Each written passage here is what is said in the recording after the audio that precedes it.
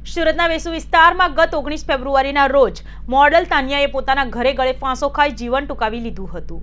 ત્યારે તાનિયા અપઘાત કેસમાં IPL cricketer અભિષેક શર્માનું નામ પણ સામે આવ્યું હતું। પરિણામે આજે અભિષેક નિવેદન આપવા સુરત પહોંચ્યા હતા। 3 થી 4 કલાક સુધી ચાલેલી મેરેથોન પૂછપરછ બાદ અભિષેક કારમાં વેસુ પોલીસ મથકેથી રવાના થયા હતા। જો કે મીડિયાના પ્રશ્નોને જવાબ આપવાનું ક્રિકેટરે ટાળ્યું હતું। સુરતના વેસુ વિસ્તારમાં ગત 19 ફેબ્રુઆરીના રોજ મોડલ તાનિયાએ પોતાના ઘરે જ ગળે ફાંસો ખાઈ જીવન ટૂંકાવી લીધું હતું। ત્યારે તાનિયા અપઘાત કેસમાં આઈપીએલ ક્રિકેટર અભિષેક શર્માનું નામ પણ સામે આવ્યું હતું। પરિણામે આજે અભિષેક નિવેદન નોંધાવવા સુરત આવ્યા હતા। 3 થી 4 કલાક સુધી ચાલેલી મેરેથોન પૂછપરછ બાદ અભિષેક કારમાં વેસુ પોલીસ મથકે રવાના થયા હતા। જો કે મીડિયાના પ્રશ્નોને જવાબ આપવાનું ક્રિકેટરે ટાળ્યું હતું।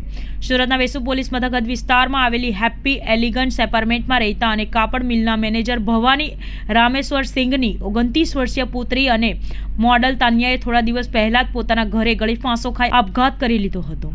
મોડલના આપઘાત પાછળ પ્રેમ પ્રકરણ હોવાનું સામે આવ્યું છે, જેમાં આપઘાત કરનાર તાનિયા અને આઈપીએલ ક્રિકેટર અભિષેક શર્મા વચ્ચે અગાઉ પ્રેમ સંબંધ ચાલી રહ્યો હોવાનું જાણવા મળ્યું હતું, પરંતુ થોડા જ સમયમાં તેમના આ પ્રેમ સંબંધ પર બ્રેક લાગી ગઈ હતી અને તાનિયા ઘણા સમયથી ભારે હતાશમાં રહેતી હતી, જે વાત તેણીએ લંડનમાં રહેતી પોતાની બહેનપણીને પણ કરી હતી।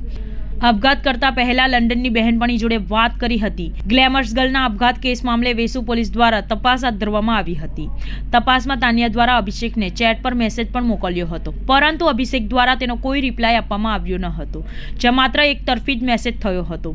મોડલ આપઘાત કેસ મામલે વેસુ પોલીસ દ્વારા પરિવાર સહિત તાનિયાના સંપર્કમાં રહેલા મિત્રો વર્તુળમાં રહેલા લોકોના નિવેદનો પણ નોંધવામાં આવ્યા હતા।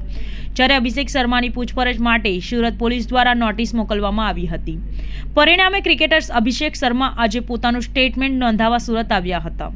અભિષેક શર્મા સવારે વેસુ પોલીસ મથકે પહોંચ્યો હતો અને વેસુ પોલીસ મથકના સૂત્રો પાસેથી મળતી માહિતી અનુસાર અભિષેક શર્મા સવારે 11 થી 12 કલાકની વચ્ચે વેસુ પોલીસ મથકે પહોંચ્યા હતા।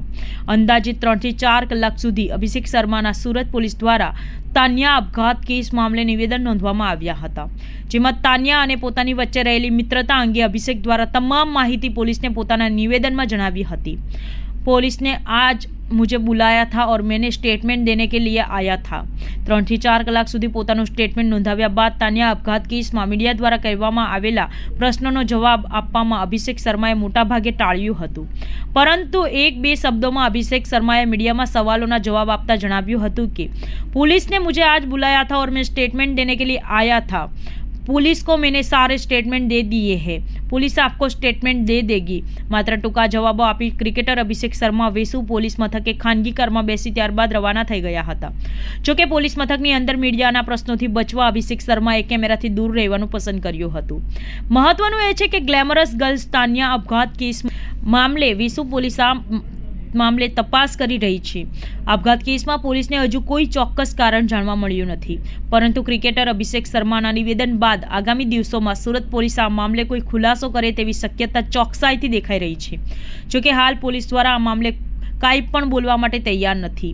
ત્યારે જોવાનું એ રહ્યું છે કે પોલીસ તપાસમાં તાનિયાના આપઘાત પાછળ કોણ જવાબદાર છે અને હવે કઈ સત્ય હકીકત બહાર આવે છે।